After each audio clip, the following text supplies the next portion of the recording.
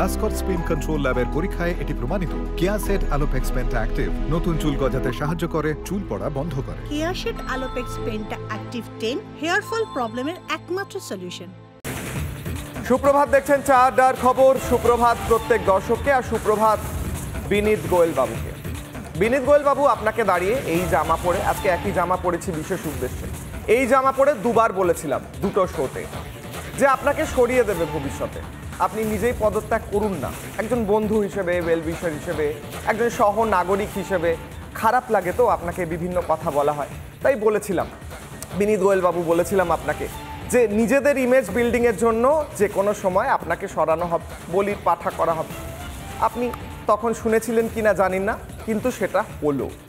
বিনীত গোয়েল বাবু, আপনাকে বলেছিলাম যে আমার অনেক পরিচিত আছে বিভিন্ন জায়গায়, তীর্থস্থানে, আমি ব্যবস্থা করে দিতে পারি। আপনি পদত্যাগটা করুন না, যখন এতবার ডাক্তাররা বলছেন, আপনাকে গিয়ে শিরদাঁড়া দিয়ে আসছেন, শুনেছেন কিনা জানি না, কিন্তু আপনি সেই পদত্যাগটা করেননি। আজকে 4টে, বিকাল 4টে আপনার ডেডলাইন, তারপর আপনাকে চেয়ার ছাড়তে হবে। গতকাল মুখ্যমন্ত্রী ঘোষণা করলেন কলকাতার পুলিশ কমিশনারকে সরানো হবে, পুলিশের রদবদল হবে, এবং তারই সঙ্গে সঙ্গে আরও বেশ কয়েকটি ঘোষণা করলেন। বিনীত গোয়েল বাবু, লজ্জা, বেশ লজ্জা। গতকাল একের পর এক মিনিটসে মুখ্যমন্ত্রী এবং ডাক্তারদের বৈঠক হলো, এবং মিনিটসের মধ্যে রেকর্ড হলো কি কি হয়েছে। গ্রাফিক্সের মাধ্যমে এই মুহূর্তে দেখাবো কি কি মিনিটসে ঘোষণা হলো, মুখ্যমন্ত্রী কি কি বললেন, ডাক্তাররা কি কি বললেন, সেই গ্রাফিক্স। বৈঠকের কার্যবিবরণী, জুনিয়র চিকিৎসকদের স্বাগত জানান মুখ্যমন্ত্রী প্রথমেই, এবং তারপর অভয়ের জন্য শোক প্রকাশও করেন মুখ্যমন্ত্রী জানা যাচ্ছে, এবং তারপর তদন্তে সব রকম সাহায্যের আশ্বাস দেন। অভয়ের বিচারে সব রকম তদন্তের আশ্বাস, সরানো হবে পুলিশ কমিশনারকে এমনটাও বলানো হয়, সরানো হবে ডিসি নর্থকে এমনটাও বলা হয়। 2 স্বাস্থ্য অধিকর্তাকে সরানোর আশ্বাস দেওয়া হয়। পরিকাঠামো উন্নয়নে 100 কোটির বরাদ্দ বলা হয়। সিসিটিভি বসানো, শৌচাগার তৈরিতে বরাদ্দ, নতুন করে রোগী কল্যাণ সমিতি গঠন, হাসপাতাল চত্বর নিরাপত্তা বাড়ানো ইত্যাদি নিয়ে আলোচনা হয়। টাস্ক ফোর্স গঠনে রাজ্যের প্রস্তাব, মুখ্য সচিব ও স্বরাষ্ট্র সচিবের নেতৃত্বে টাস্ক ফোর্স, কার্যকরী অভিযোগ প্রতিকারের ব্যবস্থা, প্রত্যেক মেডিকেল কলেজ ও হাসপাতালে ব্যবস্থা নেওয়ার কথা বলা হয়। ডিসি সেন্ট্রাল ও স্বাস্থ্য সচিবের বিরুদ্ধেও পদক্ষেপ দাবি করা হয়। 2 দাবিতে মতানৈক্য দুপক্ষের। এগুলো হলো কি কি মিনিটসে রইল। মুখ্যমন্ত্রী মমতা বন্দ্যোপাধ্যায় এই যে কথাগুলো গতকাল আলোচনা করলেন আপনি অনেক পরে, এতদিন ডাক্তাররা রাস্তায় বসে থাকার পর, এবং যে কথা বললেন সুরক্ষা দেব, সিসিটিভি বসাবো। আপনি কত বছর মুখ্যমন্ত্রী রয়েছেন, কত বছর স্বাস্থ্যমন্ত্রী রয়েছেন, এগুলো করা আপনার আগে উচিত ছিল বলে মনে হয়নি? প্রত্যেকটা জিনিস রাস্তায় বসে থেকে গলার রক্ত বার করে চিৎকার করে তবে বললে আপনি শুনবেন বা আপনার প্রশাসন শুনবে, এই কথা আজ বাংলার মানুষ জিজ্ঞাসা করছেন। কিন্তু বলা যেতেই পারে। আপনি কদিন আগে বলেছিলেন 7 দিন আগে নাকি বিনীত গোয়েল আপনার কাছে এসেছিলেন, সেই সময় আপনি বাইট দিয়ে বলেছিলেন পদত্যাগ করতে চেয়েছিলেন, আপনি শোনেননি। কিন্তু আন্দোলনের সামনে নতি স্বীকার বলবো, কি বলবো, বিনীত গোয়েল বাবুকে সরাতে আপনি রাজি হলেন। কি বললেন গতকাল আপনি নিজেই শুনুন। বিনীত গোয়েল ওদের কাছে নাকি আগেই স্বীকার করেছিল, যেটা ওরা মিটিংয়ে বললেন, যে আমি পদত্যাগ করতে চাই, কারণ আমার মনে হচ্ছে তোমরা যখন আমার প্রতি আস্থা রাখতে পারছো না, তোমাদেরও যেমন পরিবার পরিজন আছে, আমারও আছে, এটা ওরা আমাকে মিটিংয়ে বলল। এবং বলার পরে আমরা কথা বলি, নিজেদের মধ্যে সিদ্ধান্ত নিয়েছি আগামীকাল 4টের পর আমরা কলকাতা পুলিশ এ বদল আনব, এবং নতুন সিপিকে দায়িত্বভার বিনীত দেবেন। আমার সঙ্গে আলোচনায় এই মুহূর্তে যারা উপস্থিত রয়েছেন, ডক্টর রঞ্জন ভট্টাচার্য রয়েছেন, চিকিৎসক, জয়েন্ট সেক্রেটারি IMA রয়েছেন, ঝন্টু বড়াইক অধ্যাপক রয়েছেন, ডক্টর রিকন্যা বাগচি চিকিৎসক রয়েছেন, ভাস্বতী মুখার্জি রাজ্য সম্পাদক, নার্সেস ইউনিট। প্রথমেই রিকন্যার কাছে যাব। রিকন্যা, গতকাল মুখ্যমন্ত্রী টানা আন্দোলনের পর তিনি এক প্রকার নতি স্বীকার করলেন বলা যেতে পারে, কারণ নতি স্বীকার ছাড়া কি বলবো, নিজের বিনীত গোয়েলকে যার পদত্যাগ স্বীকার করেননি, সেই বিনীত গোয়েলকেও তিনি আজকে 4টের সময় সরিয়ে দেবেন। কিন্তু is this enough? This is not enough, definitely নয়। লড়াই অনেক বেশি বড়, এবং লড়াইটা জাস্টিসের জন্য। আমাদের এই যে কয়েকটা দাবি উঠেছিল, DME, DHS, CP, DC north ইত্যাদি, আরও যাদেরকে উনি সরালেন না, তাদের বিরুদ্ধেও এটা হয়েছে কেন, এটা প্রথম বোঝা দরকার আছে। এটা হয়েছে কারণ কি একটা গ্রস অ্যাবনর্মালিটি তৈরি করা হয়েছিল প্রশাসনের তরফ থেকে। পুলিশ সেটাতে সাহায্য করেছিলেন কোনো রকমভাবে, হয়তো যত ট্রান্সপারেন্সি নিয়ে বা যত তৎপরতার সঙ্গে ওনারা করতে পারতেন, এর মীমাংসা করতে পারতেন, ওনারা হয়তো অনেক বেশি সময় দীর্ঘায়িত করেছেন। এই জন্য আমাদের এই দাবিগুলো আনতে হয়েছে। আমরা সাধুবাদ জানাচ্ছি যে আমাদের কিছু দাবি মানা হয়েছে, তবে আমি এইটুকুই বলবো যে কালকেও যখন উনি এটা মেনে নিলেন তখন আমরা খুব পরিষ্কারভাবে বলেছি যে লড়াইটা অনেক বড়, লড়াইটা আরও অনেক এই হেলথ সিন্ডিকেট এই সমস্ত কিছুর বিরুদ্ধে, সেগুলো সব ডিসকাস করতে হবে, সেগুলো সব সাফাই করতে হবে। এবং আমরা একটু স্লোগানটা দিয়ে শেষ করি, যে স্লোগানটা যেটা ওখান থেকে উঠেছে খুব পরিষ্কারভাবে, এক হয়েছে হাজার গলা, মাথা নোয়ালো 14 তলা।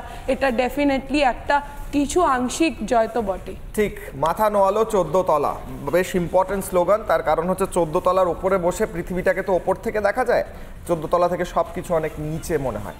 14 তলা থেকে যখন একতলায় নামা হয় তখন বোঝা যায় বাস্তবটা কি। মমতা বন্দ্যোপাধ্যায় হয়তো গতকাল খানিকটা বাস্তব বুঝেছেন, হয়তো বুঝছেন।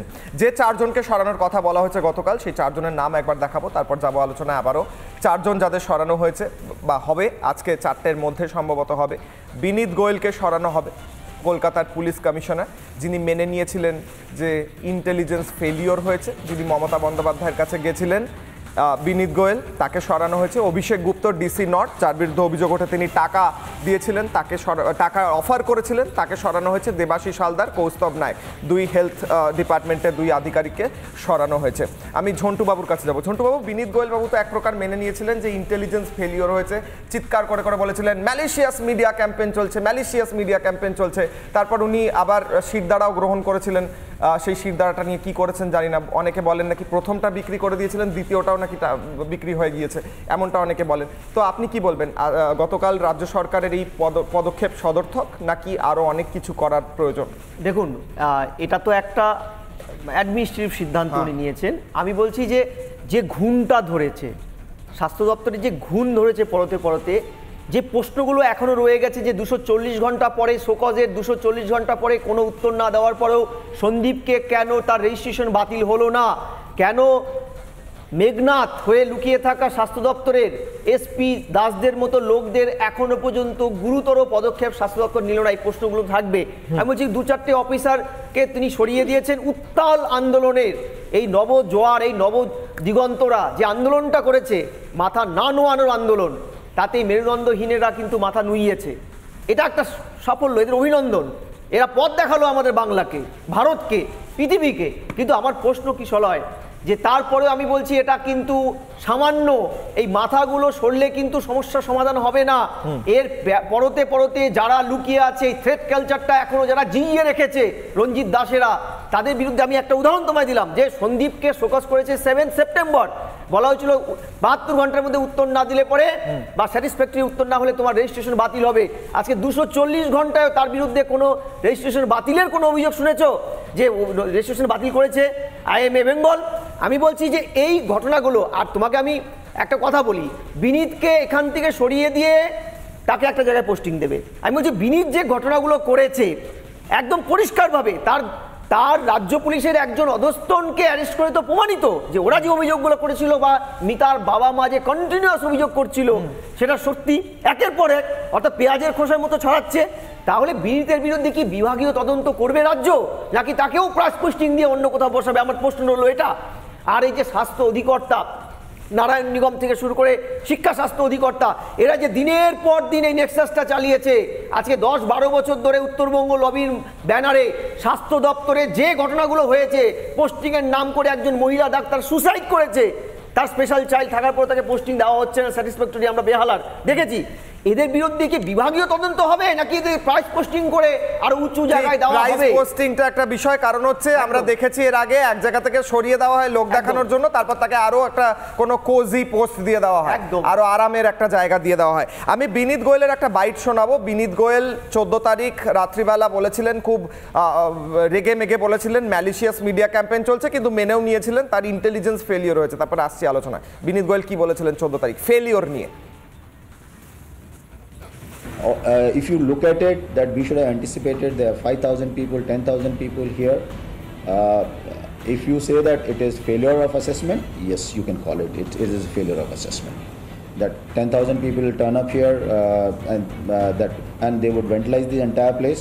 There was no such intelligence. We are also human beings, our intelligence. We also make an assessment on the basis of whatever is available on the social media, intent, people from friends like you, and we try and make an assessment.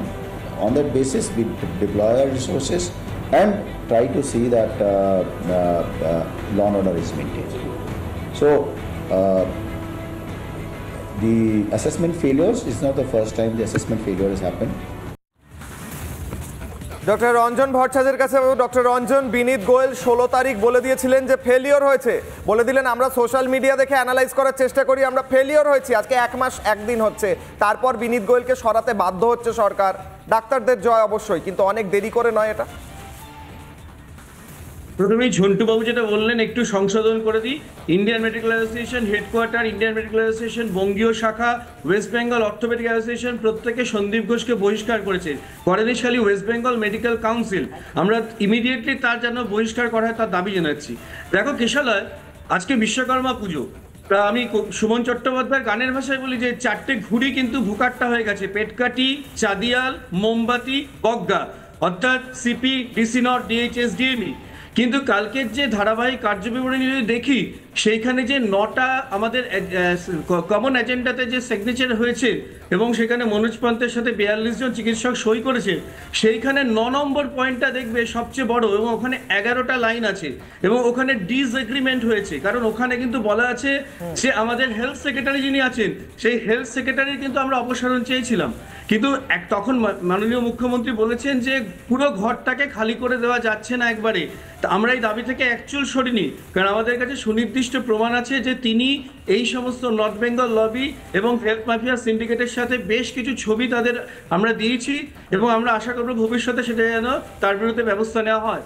বৃষ্টি স্নাত উত্তপ্ত একটা দিন বাধা অনুবাদের মধ্যে দিয়ে আজকে আমরা জানি যে সুপ্রিম কোর্টে সুপ্রিম হিয়ারিং আছে, এবং এই পরিপ্রেক্ষিতে আগামী দিনে কি হবে, কারণ এটা দীর্ঘমেয়াদী প্রক্রিয়া। আমরা খায়েল, দামিনী, জলি এলএলবি বা পিঙ্ক বা ও মাই গড সিনেমাতে দেখেছি যে কিভাবে তারিখের পর তারিখ হয়, কিন্তু আমরা তবুও আশাবাদী। মাননীয় মুখ্যমন্ত্রীকে অনেক ধন্যবাদ যে কালকে উনি এত রাত অবধি জেগেছিলেন। আমরা আগের দিন বৈঠকটা ভেস্তে গিয়েছিল, কিন্তু উনি ছিলেন সম্পূর্ণরূপে। এবং তার সাথে বেশ কিছু ক্ষেত্রে মনে রাখতে হবে যে আমরা কিন্তু 7 দিন ধরে স্বাস্থ্য ভবনের সামনে 39 দিন ধরে প্রতিবাদে রয়েছি, রোদে ফুটে জলে ভিজে। আমাদের জুনিয়র ডাক্তাররা যা করেছে তাতে কুর্নিশ, কিন্তু মনে রাখতে হবে স্বাস্থ্য ভবনের জঞ্জাল সাফাই সবে শুরু হয়েছে। এখনো West Bengal medical council, West Bengal university of health সায়েন্সের যে সমস্ত আগাছা, মাকড়সার জাল, ঝুল, এগুলোকে আমাদের ইমিডিয়েট পরিষ্কার করতে হবে।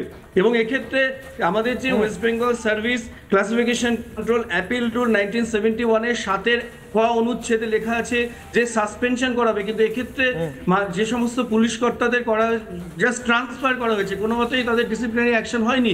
এবং আবার ওই 4টে পেটকাটি, চাঁদিয়াল, মোমবাতি, বগ্গার মতো আজকে 4টে পর্যন্ত আমাদের ওয়েট করতে হবে যে বিনীত গোয়েলের। এক্স্যাক্টলি ডক্টর রঞ্জন, আমি আপনার কাছে আসবো। আমার কাছে বিরতির আগে একটু সময় রয়েছে, আমি ভাস্বতী মুখার্জির কাছে যাব। ভাস্বতী মুখার্জি, রাজ্য সম্পাদক নার্সেস ইউনিট।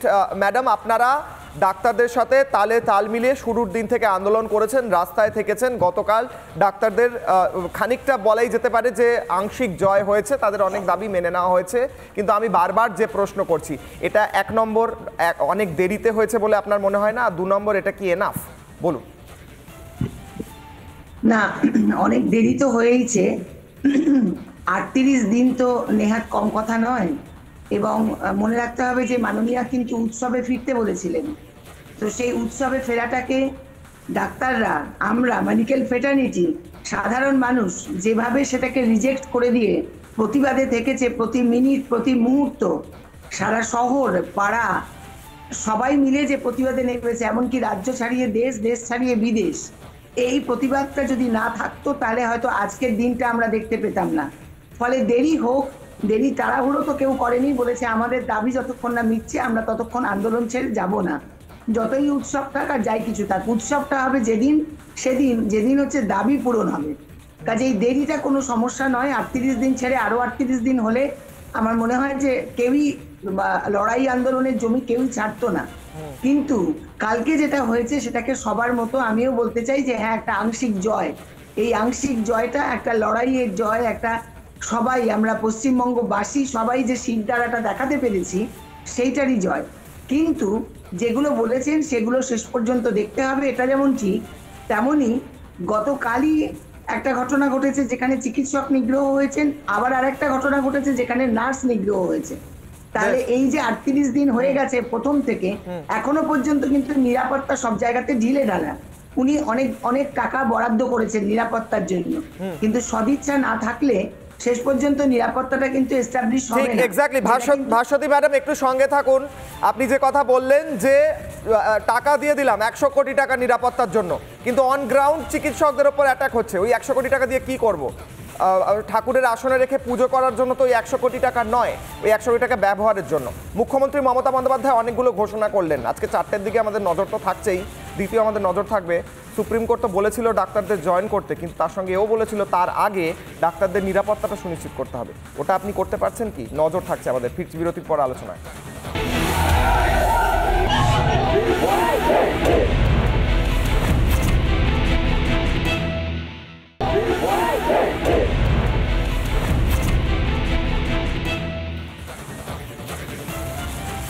মমতা বন্দ্যোপাধ্যায় যখন একদিকে ঘোষণা করছেন যে কলকাতা পুলিশ কমিশনারকে 4টের সময় তার পদ থেকে সরানো হবে বা রদবদল ঘটানো হবে, তিনি বলছেন। এর আগে আমরা বারবার দেখেছি যে বিভিন্ন জায়গায় রদবদল তো হয়েছে, হয়তো কোনো জায়গায় মানুষের দাবি মেনে, হয়তো কোনো জায়গায় ওনার মন মর্জি মতো, কিন্তু তারপর তাদেরকে অন্য পদ দেওয়া হয়েছে, প্রাইস পোস্টিং দেওয়া হয়েছে, কমফোর্টেবল একটা জায়গা দেওয়া হয়েছে। এই মমতা বন্দ্যোপাধ্যায় কলকাতা পুলিশের ওসি টালার ওসি অভিজিৎ মণ্ডলকে নিয়ে একটি বক্তব্য রেখেছিলেন। কি বলেছিলেন তিনি শুনবো, ফিরছি আলোচনা। ইভেন কয়েকটা প্রাইভেট হসপিটাল, আমি শুধু অডাসিটি দেখলাম সেদিনকে, 4টে নাম আমার কাছে আছে। পুলিশের একজন ওসি, সে তো তোমার কাছে পেশেন্ট হিসেবে গেছে, তুমি তাকে ভর্তি নাওনি। এই হাসপাতালগুলোর কথা আমাদের মনে রাখতে হবে। প্রিয়াঙ্কা, পুলিশ কমিশনারকে সরিয়ে দেওয়া হলো, বলা হলো আজকে 4টের মধ্যে রদবদল হবে। মমতা বন্দ্যোপাধ্যায় যে অভিজিৎ মণ্ডলের কথা বলছেন তাকে নাকি চিকিৎসা দেওয়া হয়নি ইত্যাদি, তার পাশে দাঁড়িয়ে গোটা একটা প্রেস কনফারেন্স করলেন, তিনি অ্যারেস্টেড। গতকাল পুলিশের টিম তার পাশে দাঁড়িয়েছে, তাকে আইনি সহায়তা দেওয়া হচ্ছে। পুলিশ এক প্রকার অভিজিৎ মণ্ডলের পাশে দাঁড়িয়েছে, কি বল?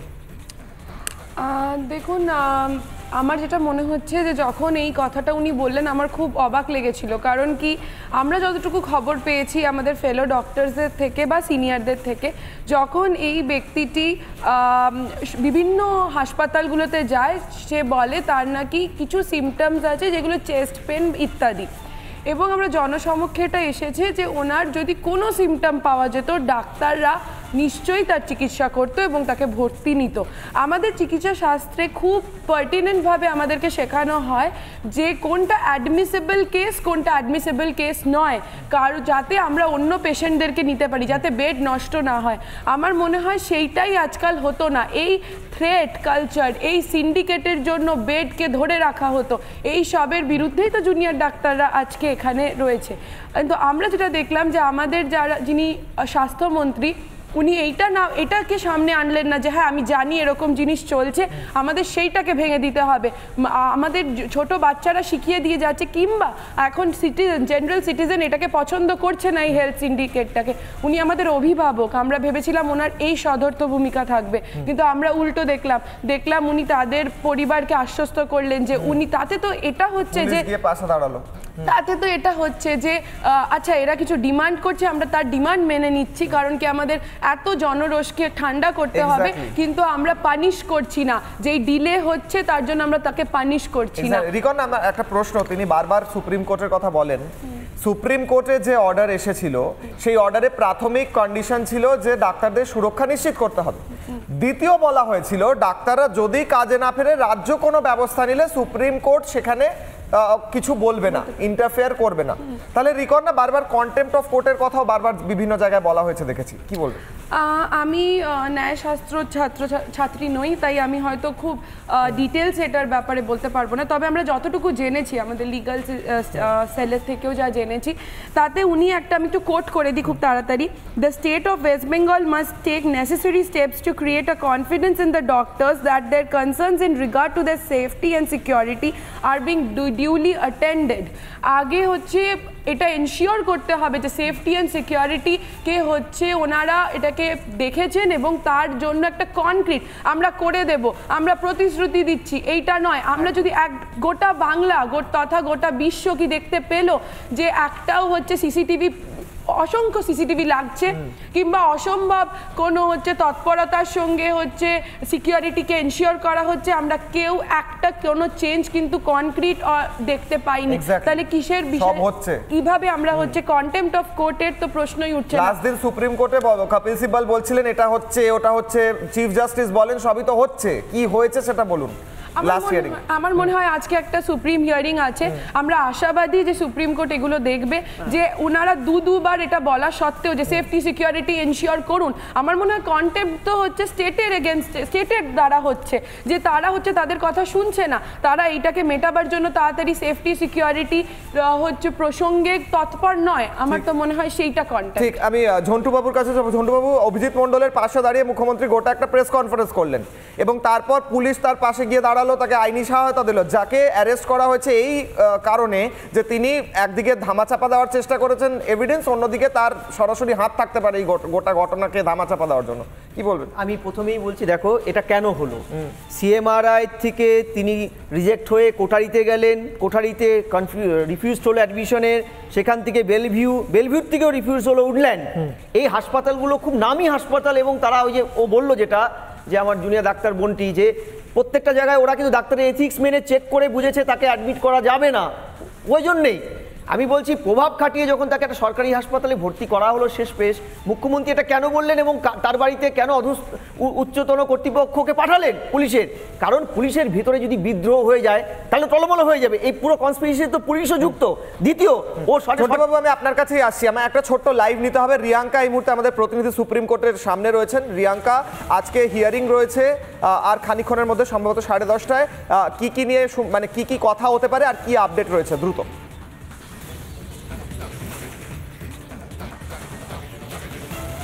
আজ আবার শুনানির পর্ব শুরু হবে সুপ্রিম কোর্টে আরজিকর কেসে। আমরা দেখব সিজিআই বেঞ্চ, যেটা ডিওয়াই চন্দ্রচূড় লিড করছে, সেই বেঞ্চ আবার অবজারভেশনস নেবে এই কেসে। সর্বপ্রথম সিবিআই এর স্টেটাস রিপোর্ট নিয়ে চর্চা হবে, যেখানে তাদের ইনভেস্টিগেশন এবং অ্যারেস্ট, আমরা দেখেছি ডক্টর সন্দীপ ঘোষের অ্যারেস্ট করা হয়েছে এবং অভিজিৎ মণ্ডল এসএচও তালা পুলিশ স্টেশন তারও অ্যারেস্ট করা হয়েছে। তো সেই নিয়ে নানান চর্চা হবে, সেই নিয়ে স্টেটাস রিপোর্ট ফাইল করা হবে। আর সিবিআই এতদিনে যতটাই তদন্ত করা হয়েছে, প্রায় এক মাসের তদন্ত রিপোর্ট সিবিআই পেশ করবে সুপ্রিম কোর্টের সামনে। অন্যদিকে দেখা যাবে স্টেট গভর্নমেন্টের স্ট্যাটাস রিপোর্ট। সেই স্টেট গভর্নমেন্টের স্ট্যাটাস রিপোর্ট সুপ্রিম কোর্ট চেয়েছিল। এই নিয়ে ডেথ চালানের ওপরে একটা কথা উঠেছিল, ডেথ চালানের ক্লারিফিকেশন দেওয়া হবে স্টেটের তরফ থেকে এবং সিআইএসএফ পার্সোনালদের ফ্যাসিলিটি দেওয়া হয়েছিল আরজি করে, যেটা আগে কথা বলা গেছিল যে তাদেরকে লজিস্টিক্যাল সাপোর্ট করছে না মমতা সরকার। সেই নিয়ে ক্লারিফিকেশন স্টেট দেবে সুপ্রিম কোর্টকে। 10:30টার পর শুনানির পর্ব শুরু হবে সুপ্রিম কোর্টে। আমরা থাকবো, সব ডিটেলস আমাদের ভিউয়ার্সদের দেখাবো এবং সুপ্রিম কোর্ট থেকে নানান যে অবজারভেশন সুপ্রিম কোর্ট আজ করবে এই কেসে, সেগুলো সব আমরা এনে ধরবো আপনাদের। একেবারে রিয়াঙ্কা, নজর রাখো, 10:30টা থেকে হিয়ারিং, সবার নজর থাকবে। ঝন্টু বাবু কন্টিনিউ করুন। এআইআর 1990-91 যে মাদ্রাস কোর্টের সেই ঐতিহাসিক রায়টা অ্যাড করে দিয়ে শুধু যে a order which is being capable of more than one meaning can be consider as a contempt. দুটো যদি শর্ত আরোপ করে কোর্ট, তাহলে কোনো একটি শর্ত না মানলে আরেকটি শর্ত না মানার জন্য কন্টেম্পট হতে পারে না। এটা আমরা প্রথম দিন থেকে বলছি। রাজ্যের একাধিক নেতা, তৃণমূলের নেতা, ইভেন মুখ্যমন্ত্রী পর্যন্ত একাধিকবার এটা বিভ্রান্ত করেছে জনগণকে। এখানেই প্রশ্নটা হচ্ছে যে আপনি কি চাইছেন? যেখানে পাড়ায় পাড়ায় একটা দাবি উঠছে, রক্তকরবীরা, নন্দিনীরা জেগে উঠেছে, ফলে এই পথের দাবিটা মেনে আপনি এত দেরিতে হলেও ন্যায়টা দিলেন। এর আগেই করতে পারতেন, এতগুলো ক্যাজুয়ালিটি হতো না। ওরা তো ফিরতেই চাইছিল, ওদের দাবিটা তো শেষে মানলেন আপনি, শেষে মানলেন, কিন্তু এত দেরি করে মানলেন কেন? এত দেরি করে মানলেন? আমি প্রশ্নটা হচ্ছে ওই জায়গাটা গিয়ে। উনি তো জানেন এই এন্টার নেক্সাসটা কারা চালাতো, কার নেতৃত্বে। দেখো সংবিধানের 164 H-2 উপধারায় স্পষ্ট লেখা আছে যে ক্যাবিনেটের হেড মুখ্যমন্ত্রী, তার ক্যাবিনেটের কোনো মিনিস্ট্রিতে যদি দুর্নীতি হয় তার কালেক্টিভ রেসপন্সিবিলিটি তার। সেক্ষেত্রে এই দুটো দপ্তর তার আন্ডারে। এই ক্ষমতায় আসার পরে পুলিশি দপ্তর কাউকে তিনি দেননি। সেই পুলিশ এই কনস্পিরেসির মুখ্য পার্ট, যেখানে ওনার দুর্বার আন্দোলনের জোরে 26 দিনের মাথায় বুদ্ধবাবু প্রসূন মুখোপাধ্যায়কে সরাতে বাধ্য হয়েছিল ষষ্ঠী পুজোর দিন, তাহলে আজকে তিনি এতদিন রাখলেন কেন ওয়েট করে? তিনি তো আন্দোলন করেছিলেন, আমি বলছি তার ন্যায্য দাবি ছিল সেই সময়। তাহলে আজকে একই ঘটনায় ইতিহাস রিপিট করতে গিয়ে এত দেরি হলো কেন? তার প্রশ্নটা এটাই, কাকে বাঁচাতে চাইছিলেন আপনি? বেশ ঝন্টুবাবু, আমি একটা বাইট শোনাবো। গতকাল রাত্রে ডক্টররা, আমি যাব ডক্টর রঞ্জনের কাছে এবং ভাস্বতী ম্যাডামের কাছে, তার আগে একটা বাইট শোনাবো। গতকাল রাত্রে মুখ্যমন্ত্রীর ঘোষণার পর ডক্টররা কি বললেন আন্দোলনস্থল থেকে, জুনিয়র ডাক্তাররা শুনুন। একটা কথা বলে নেওয়া জরুরি যে যতক্ষণ না অবধি এখনো অবধি মৌখিক আশ্বাস পাওয়া গেছে, যতক্ষণ না অবধি এটার বাস্তবায়ন ঘটছে, ততক্ষণ অবধি আমরা আমাদের এই যে আন্দোলন, এই যে অবস্থান, কর্মবিরতি,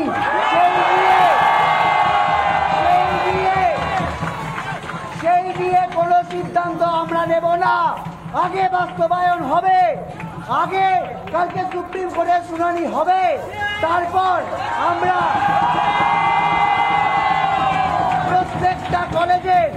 প্রত্যেকটা কলেজের যে জুনিয়র ডাক্তাররা আছে তারা সবাই মিলে বসে কোনো একটা নির্দিষ্ট সিদ্ধান্তে পৌঁছবো, তার আগে নয়।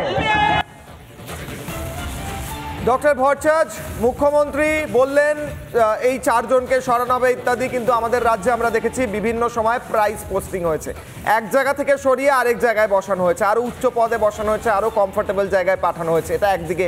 আরেকদিকে একটু আগে বাইট শোনালাম অভিজিৎ মণ্ডল ওসি, তার পাশে গোটা পুলিশ দপ্তর দাঁড়িয়েছে এবং মুখ্যমন্ত্রীও কদিন আগে প্রেস কনফারেন্স করে বলেছেন কেন তার চিকিৎসা হয়নি। কি বলবেন?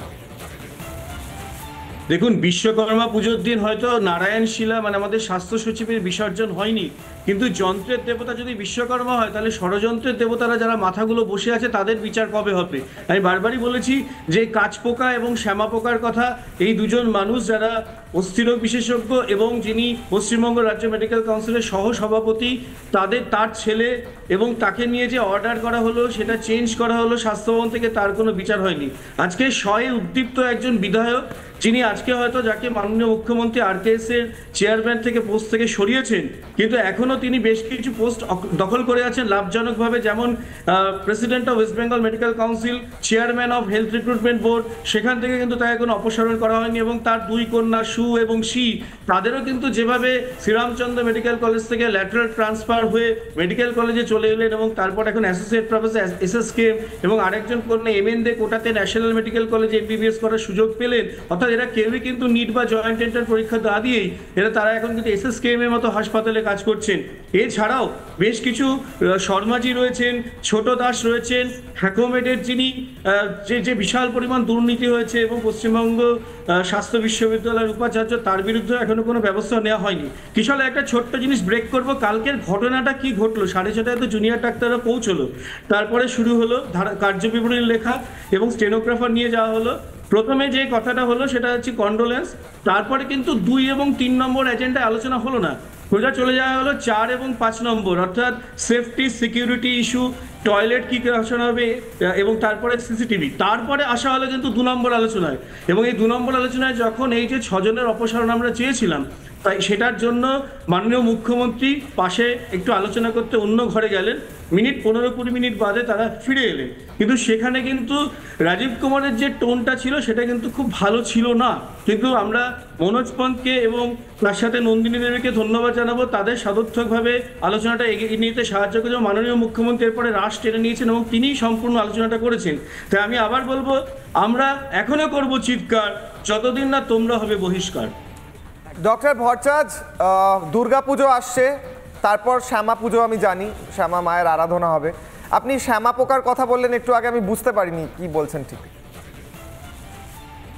আমরা সবাই জানি যিনি স্বাস্থ্য দপ্তর বকলমে চালান প্রভূত ক্ষমতাশালীর অধিকারী এবং যিনি নর্থ বেঙ্গল লবির হোতা, গোল পার্কের চেম্বার, যিনি বিশিষ্ট অর্থোপেডিক সার্জন, আমি তার কথাই বলেছি। এ কথা আজ আর জনমানসে কেউ অগোচরে নেই যে তিনি কে। এবং এই যে স্বাস্থ্য ভবন সাফাই অভিযান করতে গেলে, ঝুল মাকড়সার জাল পরিষ্কার করতে গেলে, আমি জানি না অত লম্বা হাত অবধি পৌঁছতে পারবো কিনা, কিন্তু আমরা যেভাবে আন্দোলন নিয়ে যাচ্ছি এই গণ আন্দোলনে, আমরা অবশ্যই এর শেষ দিকে ছাড়বো। বেশ, ডক্টর ভট্টাচার্য, কদিন আগে মুখ্যমন্ত্রী, দুদিন আগে ডক্টরদের যেখানে তারা আন্দোলন করছেন, দুপুরবেলা হঠাৎ তিনি পৌঁছে যান এবং তিনি ক্ল্যারিফিকেশন দেওয়ার চেষ্টা করেন যে আমার কোনো বন্ধু নেই, আমি কাউকে চিনি না ইত্যাদি। যাই হোক, আমি ভাস্বতী ম্যাডামের কাছে যাব। ভাস্বতী ম্যাডাম, আজকে সুপ্রিম কোর্টে হিয়ারিং, অত্যন্ত গুরুত্বপূর্ণ হিয়ারিং, প্রত্যেকে আন্দোলনে রয়েছেন। জুনিয়র ডাক্তাররা বলছেন যে যতক্ষণ না অর্ডার আসছে যাদের সরানোর কথা বলা হচ্ছে ততক্ষণ এবং সুপ্রিম কোর্টের বক্তব্য না শুনে আমরা আন্দোলন ছাড়বো না।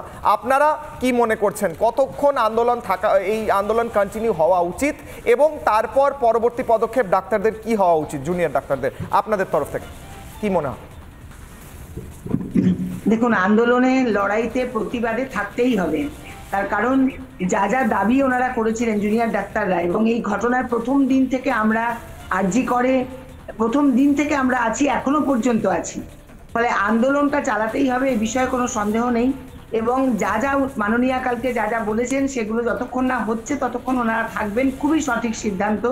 কিন্তু আমাদের প্রত্যেকের আরো তীক্ষ্ণ নজর আছে যে এই যে নারকীয় ঘটনাটা ঘটে গেছে তার সঙ্গে যারা যুক্ত তাদের কতটা শাস্তি হলো এবং তারা কারা এখনো দেখা যায়নি। এবং এরই সঙ্গে যাদেরকে সরানো হবে বলা হয়েছে সেটা তো ঠিকই আছে, কিন্তু এই যে দুর্নীতির জাল, এই যে থ্রেড কালচার শুধু তো আরজি করে নয়, সমস্ত মেডিকেল কলেজগুলোতে ছড়িয়েছে, তাদের বিরুদ্ধে কি ব্যবস্থা নেওয়া হচ্ছে এবং কারো কারো ক্ষেত্রে সন্দীপ ঘোষ সহ কারো কারো ক্ষেত্রে রেজিস্ট্রেশন ক্যান্সেল হওয়া উচিত কিনা সেটা দেখে সেটা কিন্তু করতে হবে এবং তাদেরকে বিচার বিভাগীয় তদন্তে আনতে হবে, ডিপার্টমেন্টাল প্রসিডিং শুরু করতে হবে। তারা এত সাহস পেল কি করে?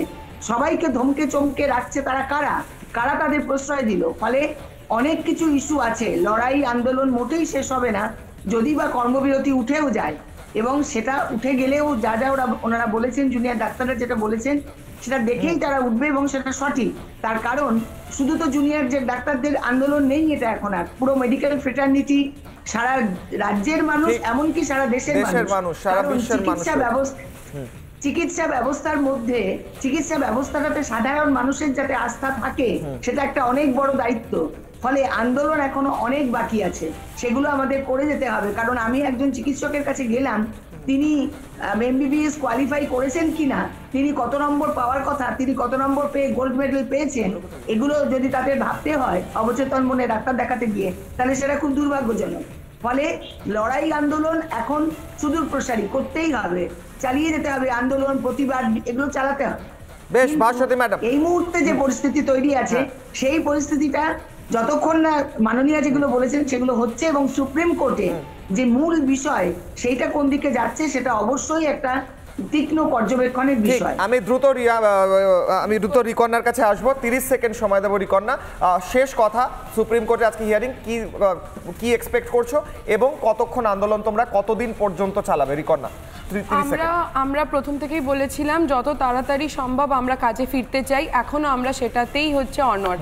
আমরা তাড়াতাড়ি হচ্ছে আলোচনা করতে চেয়েছিলাম, আমরা যতবার আমাদেরকে বলা হয়েছে আমরা গেছি কথা বলতে, আমরা চেষ্টা করেছি যে ট্রান্সপারেন্সির সঙ্গে হলে আমরা কথা বলি। সেরকমভাবেই আমাদের পূর্ণ আস্থা আছে সুপ্রিম কোর্টের ওপর। আমরা খুবই লুক ফরওয়ার্ড করছি যেন আমাদেরকে একটা ট্রান্সপারেন্ট জাস্টিসের দিকে আমরা আরেকটু এগোই। আমি খুব তাড়াতাড়ি বলবো যে আমাদের কথা কে বা জানে, আমরা ফিরছি দৌড়ে দৌড়ে, কিছুই কোথাও যদি নেই তবুও তো কজন আছি বাকি, আয় আরও হাতে হাত রেখে আয় আরও বেঁধে বেঁধে থাকি। যতক্ষণ না জাস্টিস ডেলিভার্ড হবে আমরা কোথাও যাচ্ছি না, আমরা সবাই আছি। বেশ, অনেক ধন্যবাদ। রিকন্যা যে কথাটা বললো, প্রত্যেকে হাতে হাত ধরে আন্দোলন চালাচ্ছে যতক্ষণ না জাস্টিস পাওয়া যায়। চোখে ধুলো দেওয়া, আই ওয়াশ করা, কাউকে বদলি করা, অন্য প্রাইস পোস্টিং দেওয়া, নিজে এসে প্লেইং টু দ্য গ্যালারি যাকে বলে, একটা বক্তব্য রেখে দেখানোর চেষ্টা করা আমি তোমাদের পাশে রয়েছি, এই সমস্ত কিছু আমরা অনেক দেখেছি, বারবার দেখেছি। আর এই সব দেখিয়ে চোখে ধুলো দেওয়া যাবে না। আন্দোলন ততদিন পর্যন্ত চলবে যতদিন পর্যন্ত না জাস্টিস অর্থাৎ ন্যায় বিচার প্রত্যেক ক্ষেত্রে হয় এবং প্রশাসনের যে কথা বলছিলেন ডাক্তাররা, ধুলো ময়লা জঞ্জাল সেগুলিকে পরিষ্কার করা যায়। ফিরছে একটা ছোট্ট বিরতির পর, দেখতে থাকুন রিপাবলিক বাংলা।